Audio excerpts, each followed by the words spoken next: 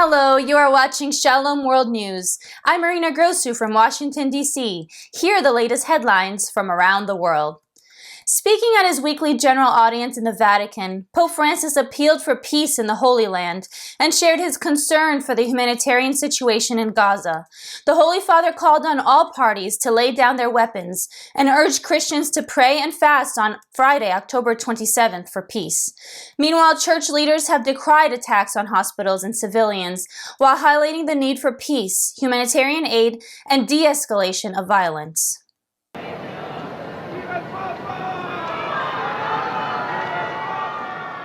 Pope Francis made an appeal for peace in the Holy Land, expressing concern for the humanitarian situation in Gaza, urging both sides to put down their weapons. The Holy Father also drew attention to the unsettling possibility of the Israel-Hamas conflict's expansion to other regions. During his Wednesday general audience, Pope Francis appealed for everything possible to be done to avoid a humanitarian catastrophe. Inquieta il possibile allargamento del conflitto, mentre nel mondo tanti fronti bellici sono già aperti. Tacciano le armi, si ascolti il grido di pace dei poveri, della gente, dei bambini. Fratelli e sorelle, la guerra non risolve alcun problema. Semina solo morte e distruzione, aumenta l'odio, moltiplica la vendetta. La guerra cancella il futuro,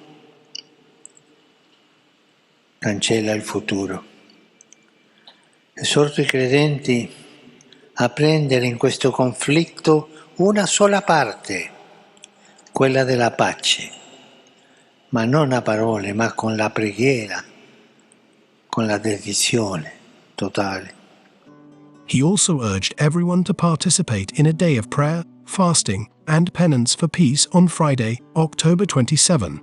There will be an hour of prayer in St. Peter's Square at 6 p.m. local time with the intention of bringing about world peace. Meanwhile, faith leaders and the heads of churches in Jerusalem called for peace, humanitarian aid, and de-escalation of violence in Gaza after an explosion killed at least 500 people at the Anglican-run Al-Ali Baptist Hospital in Gaza City. The spiritual head of the Anglican Communion, Archbishop Justin Welby of Canterbury, appealed for peace in the Holy Land. He also gave an appeal for the release of hostages and granting humanitarian access to Gaza, which is reeling from an Israeli blockade. News Desk, SW News. U.S. President Joe Biden stated he received no pushback from Israeli authorities regarding his promise to provide $100 million in humanitarian aid to the residents of Gaza and the West Bank. Following his visit to Israel, Biden told reporters at Ramstein Air Base in Germany, "I got no pushback, virtually none." During his time in Israel on Wednesday, the American president met with Israeli officials, confirmed that the hospital blast was done by, quote-unquote, the other team, namely the Palestinian Islamic Jihad, citing data he had been shown by the U.S. Defense Department. He said he had faith in the Defense Department's intelligence assessment that the Tuesday explosion at a hospital was the result of terrorists, not Israel. On the other hand, the militant group Hamas claimed that Israeli strikes caused the explosion at the Al-Ali Baptist Hospital in Gaza City, leaving hundreds dead. A spokesperson of the Israeli Defense Forces stated on Israel's X account that a misfired Palestinian Islamic Jihad rocket damaged the Christian hospital.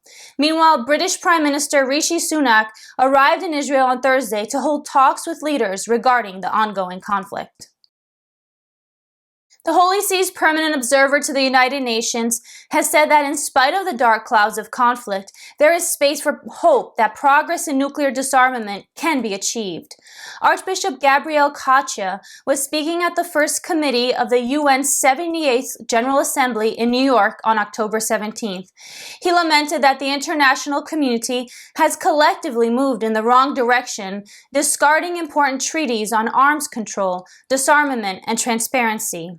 The Archbishop expressed the disappointment of the Vatican at the increased polarization and mistrust at the first session of the Preparatory Commission for the 11th Review Conference of the Non-Proliferation Treaty due to take place in 2026. The lack of a chair's summary will be detrimental in working towards consensus in 2026, he said. Archbishop Caccia reiterated the Vatican's call, urging all state parties to spare no effort to reverse the current downward spiral. A noted Norwegian NGO has blamed occupying Russian troops for the disappearance of church leaders in Ukraine. Forum 18 has said that occupying Russian troops have failed to answer their questions about the disappearance of Greek Catholic priests Ivan Levitsky, Bogdan Heleta, and Ukrainian Orthodox Church priest Konstantin Maximov. While the Greek priest vanished in November 2022, Father Maximov went missing in May this year. The priest went missing after they were seized by the Russian National Guard. In September this year, Russian authorities detained 2 priests of the Orthodox Church of Ukraine, Father Christopher Krimly and Father Andrei Chui, and they were taken to the investigation prison in Donetsk.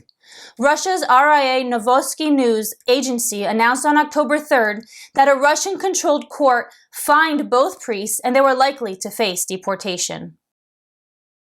Pope Francis is set to meet thousands of children from 56 nations on November 6th. The Holy Father announced his intention to meet children following his Sunday Angelus on October 1st. The meeting is organized by the Dicastery for Culture and Education, and it is themed, "Let us learn from boys and girls." Children from problematic parts of the world, aged 7 to 12, will gather in the Paul VI Hall of the Vatican to meet Pope Francis, said the Holy See press office. In St. Peter's Basilica, groups will assemble at noon for catechesis and prayers during the event. There will also be a peace orchestra by children. The event will also feature an expo featuring the voices of children protesting against war.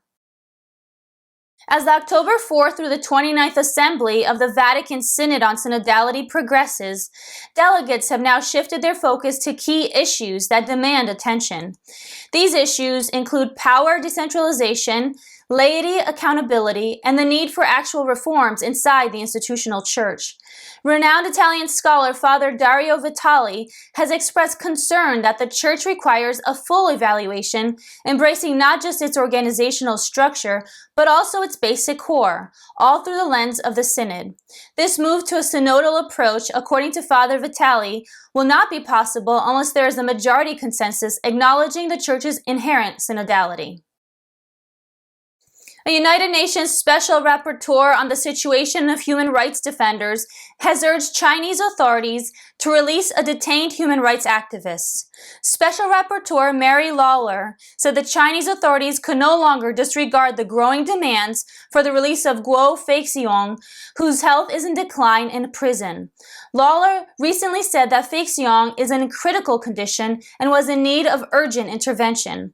According to what she said, UN human rights experts have written 10 urgent letters to the relevant authorities requesting his early release on humanitarian grounds.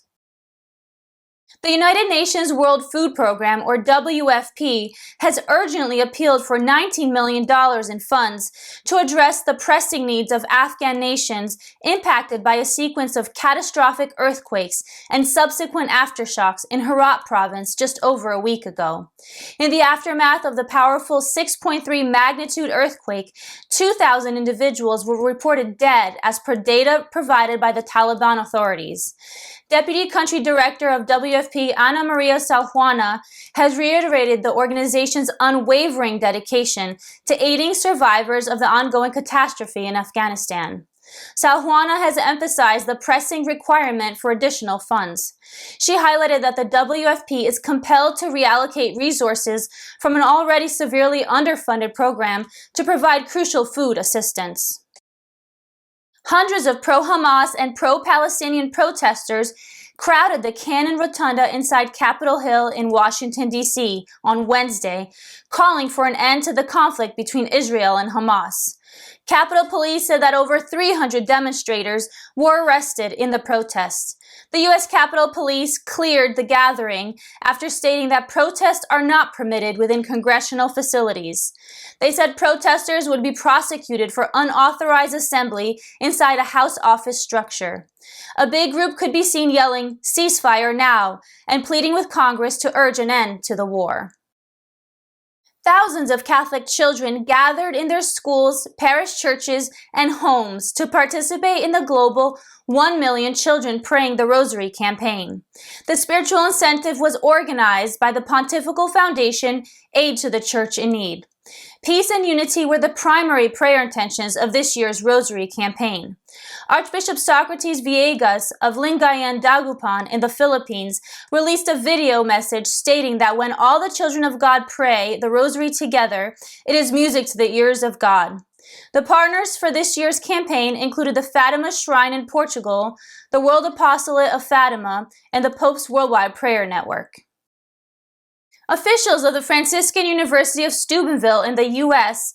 have revealed that the institution opened its largest freshman class ever, with 772 new students. To accommodate the new students, the university in Ohio had to open a new dorm before the beginning of the new school year. The authorities are saying that the new admissions are proof of the record-breaking growth of the university. For the past 7 years, enrollment at the university has been on the rise, even as admissions in many other universities in the state are in decline. What makes the Franciscan University appealing is its strong integration of the Catholic faith. Meanwhile, the university has also announced the creation of an expedited transfer process for Jewish students who face anti-Semitic discrimination and violence on campuses across the U.S. Amid severe Christian persecution, the Catholic faithful in the West African country of Nigeria are rejoicing over the creation of a new diocese. Pope Francis created the new Diocese of Katsina by bifurcating the Diocese of Sokoto and making it suffragan to the Metropolitan See of Kaduna. On October 16th, the Pope also appointed Reverend Gerald Maman Musa as the first bishop of the new diocese located in the north, where Christian persecution is at its peak. It is the seventh suffragan diocese in the Metropolitan Archdiocese of Kaduna, alongside Kafanchan, Kano, Kontagora, Minna, Sokoto, and Zaria dioceses. The 60th Catholic Diocese in Nigeria comprises 10 parishes, 11 diocesan priests, and 1 religious priest. There are also 48 catechists and 5 religious serving in the new diocese. And those are your latest headlines. Join us again tomorrow for more. You can also visit us at swnews.org for more updates. Shalom.